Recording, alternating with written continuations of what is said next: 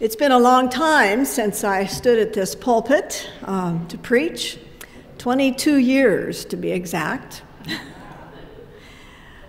It would be nice to reminisce about all the years that I was privileged to be pastor here, but that wouldn't be of much interest to those of you who have joined the church since then, and there have been many, thanks be to God. I would, however, like to share some connections, since that's what I'm going to be preaching about this morning. Some connections that I treasure that were a part of my relationship with this congregation before I was appointed here. This pulpit, for instance, was made by a longtime member of the church when we renovated the sanctuary in 1990. That pulpit was made by Dan Suzay. And Dan Suzay's son, John, was a close friend of mine in Northern California. We worked together in Methodist youth activities when we were in high school, and he was my date for my senior prom.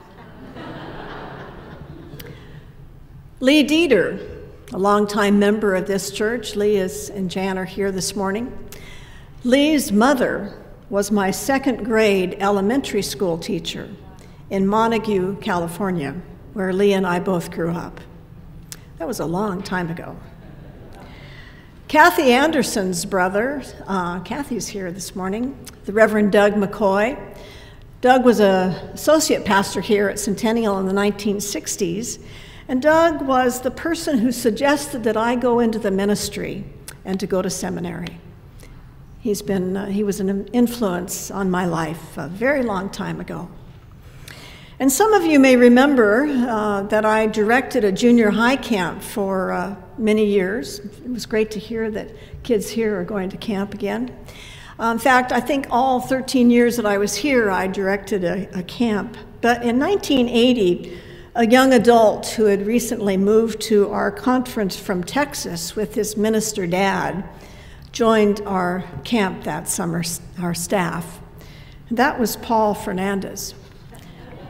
Long before he met and married your pastor, Renee. He was a young adult then. So.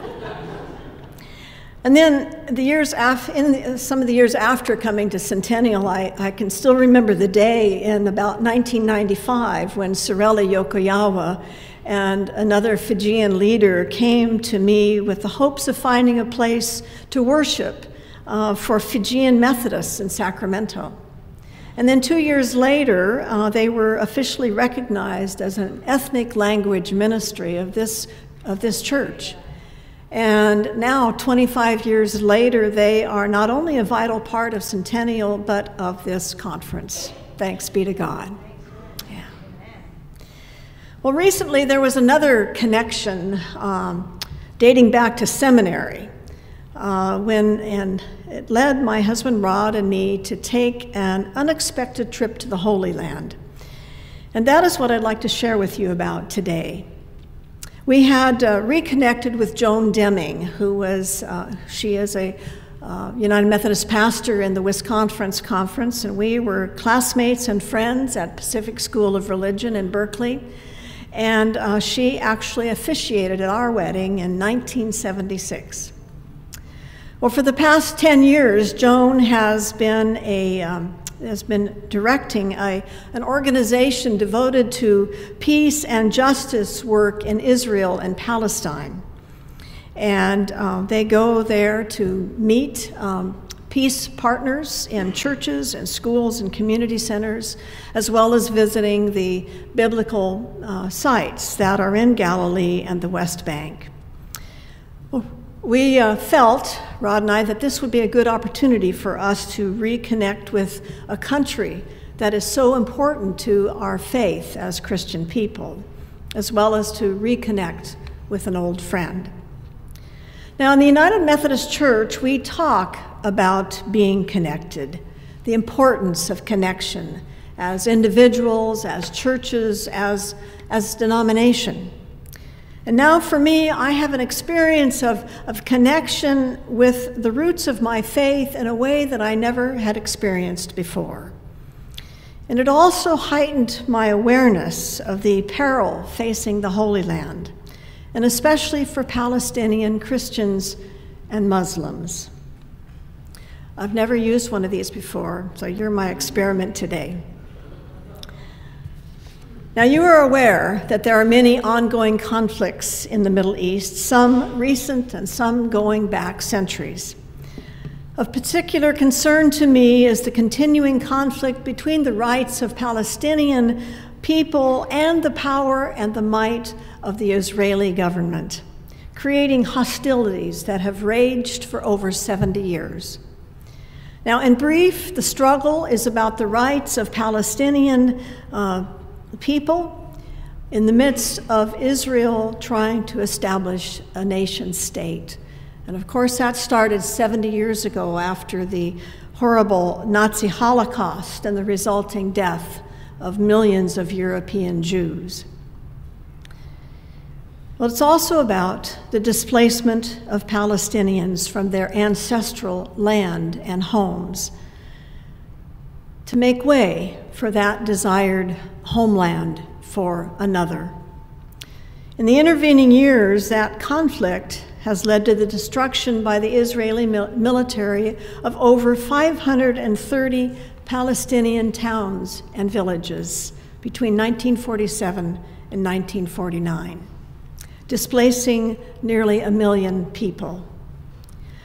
Palestinian refugee camps still exist throughout Palestine, and there are millions of refugees. In fact, it is the largest and the longest enduring refugee population in the world. I was shocked. I had no idea. Well, in contrast, since 1967, the war of 1967, over 250 Israeli settlements have been established on confiscated Palestinian lands in the military-occupied West Bank. These settlements are basically self-contained cities, and they are illegal under international law, the Fourth Geneva Convention. And they infringe on the human rights of Palestinians, their right to property, to freedom of movement, and equality under the law. The tragic symbol of what has happened and continues to be happening to Palestinians and to many Jewish, those in the Jewish communities who abhor what their government is doing, is the massive separation wall. The building of the wall began in 2002, and it snakes its way throughout occupied Palestinian territory. And it was a shock to see as we entered Bethlehem for the first time, this massive 25-foot wall of concrete slabs built illegally on taken land, destroying homes and businesses while separating neighborhoods and villages from each other and from orchards, fields, and water supplies. That big line you see in the middle, or see in the middle of the picture, that's the wall. The wall is still being built. In some areas it is concrete, and at others it is a swath of razor wire and electric fencing. When completed, it will have annexed 50% of the West Bank. This wall symbolizes the fear of the other, not unlike our president's efforts on the southern border. And it's a stark reminder of what Jeannie Green sang from South Pacific. You have to be taught to hate and fear. You've got to be taught from year to year. You've got to be taught to be afraid of people whose skin is a different shade. The wall has become a tragic representation of not just occupation, but of apartheid.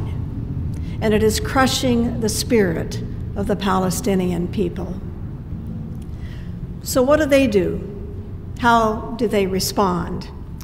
Well, art along the wall is an important nonviolent expression of resistance. It's a cry for help. It's a cry for freedom and for tolerance and for hope, including the art of Banksy. And I'm sure that some of you have heard of this anonymous European graffiti artist who has gone all over the world, but especially into the West Bank, sharing his non-resistance art, non-violent resistance. And I love this one of the angels trying to pull apart the wall. Well, there are other ways to respond besides art, and they represent the spirit of, the indomitable spirit, I believe, of the Palestinian people. This is an elderly gentleman who's working his garden, and this is on plateaus that date from the Roman Empire. Well, we were lucky to have connected with some of these other ways to resist, and including 3 of them that have a United Methodist connection. The first is Mar Elias Educational Institute that was founded in 1965 by Father Elias Shakur in the Palestinian village of Ibilin in northern Israel. Father Shakur, who is now a retired Archbishop of the Melkite Catholic Church, was a child when his own home and village were destroyed, but not his faith. Growing up, his faith taught him to live by Jesus' teachings in the Sermon on the Mount, which we heard this morning again. And this is Jesus, the sealing of the church, of the Sermon on the Mount, that Father Shakur, that's his church.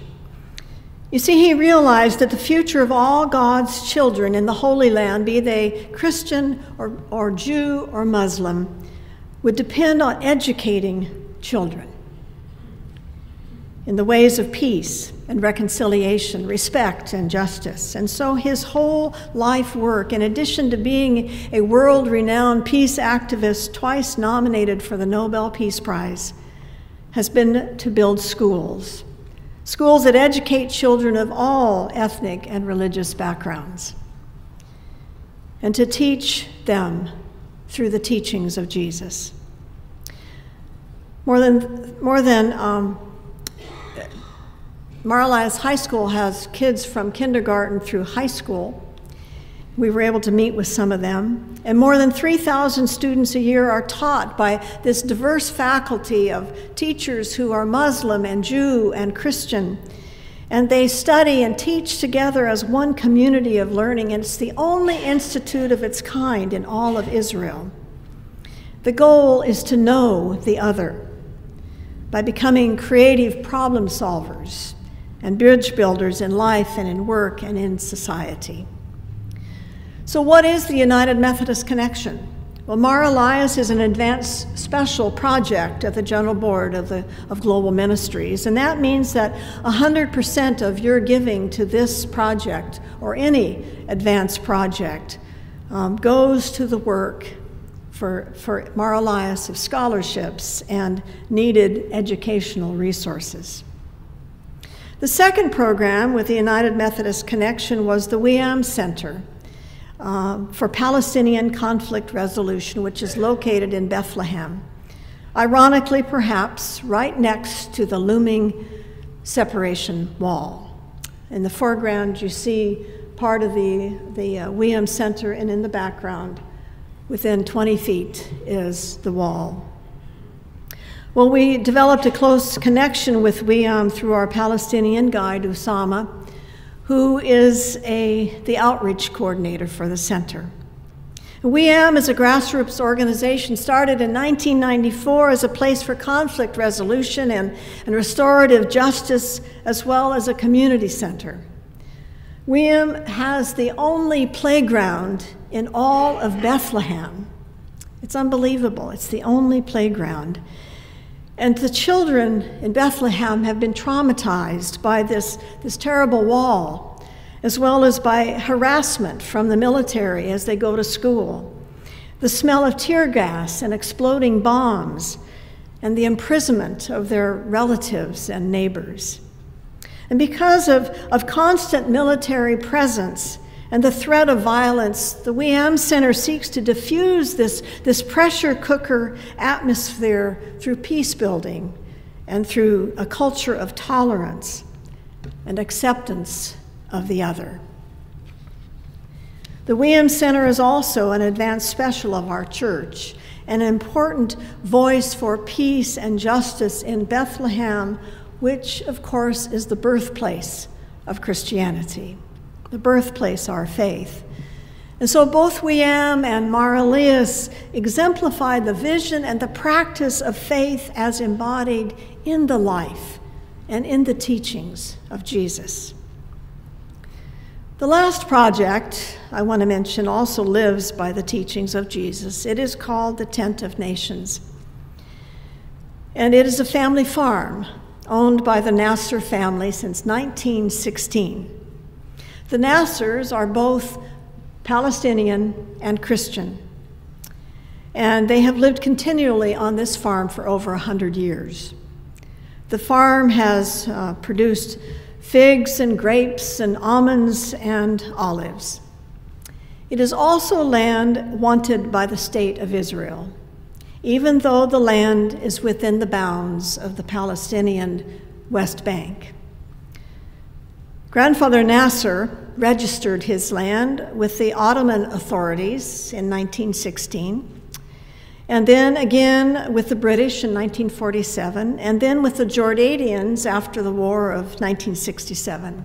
It is properly registered, but for the last 28 years, Israel has been trying to claim it as state land for Israel so that they can build another hilltop settlement. This was a smoky day, but you can see in the distance a settlement, and there are actually 5 settlements that surround this 100-acre farm. The family has so far managed through the Israeli courts to prevent the taking of their land, though after 28 years they know that it could be taken from them at a moment's notice. The government has put demolition orders on 22 parts of the property, but the Nassers are holding firm. As devout Lutherans, they decided to make their farm an intentional piece of the practice of Jewish teachings, and in 2001 they changed the name of the farm to the Tent of Nations, and they adopted a motto: "We refuse to be enemies.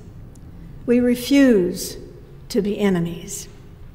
And this stone greets visitors who come to the farm from all around the world to work the land and to support the Nasser family, which is not easy. And that's because they have to get out of their cars or their buses half a mile from the farm and walk in. Because Israel long ago dumped tons of rock and dirt across the road to the farm. And so it is completely blocked. So visitors have to climb over the rocks and the debris, as Rod is doing there. And they do it because they know the family needs support and because they know they will be inspired. 9,000 people came last year to the farm. And it's this very presence of people from throughout the world that will actually make it less likely that Israel can successfully take over the farm. Well, we met with Daoud Nasser, the grandson and current owner, to hear the family story and to hear their philosophy, which is based on the Beatitudes and the Sermon on the Mount. They refuse to be victims. They refuse to hate. They are strengthened and challenged by their faith, and they believe that the Son of Justice will rise again. That's the indomitable spirit of the Palestinian people. Now, the United Methodist connection with the Tent of Nations came in 2017 when the Nasser family was awarded the World Methodist Council's International Peace Award. This has been given to the likes of Egyptian President Anwar Sadat, U.S. President Jimmy Carter, and South African President Nelson Mandela. The Nassers were recognized for their commitment to being peacemakers in a land of occupation and suffering, while inspiring the world with signs of hope and peace and love. In the Sermon on the Mount, and here's another sealing of Jesus reminding us of the high bar that Christians face in our lives, in the connections that we make every day, both with loved ones and with those that we might consider to be the other. Love your enemies, do good to those who hate you, bless those who curse you, pray for those who abuse you, and be merciful as God is merciful. As we look around and within us, and as you meet today with Jerlene to think about where to go next as a congregation, but as we experience the challenges that life brings, whether it's political turmoil or climate and immigration challenges or racial hostility, those are just a few of the things we can name. We face personal problems and unexpected transitions in life. But we are called to live as faithful Christians, and it is never easy. But we are called into community. We are called into the world to be faithful people who are working toward a better future, to make sure that the sun of justice will rise again. Well, the good news is that we follow a God of love who calls people to be peacemakers, who inspires people to walk in the way of Jesus, the way of love, who challenges us to be a church, in the words of Centennial's vision, a church that embraces diversity and to be one in Christ Jesus. Thanks be to God. Amen.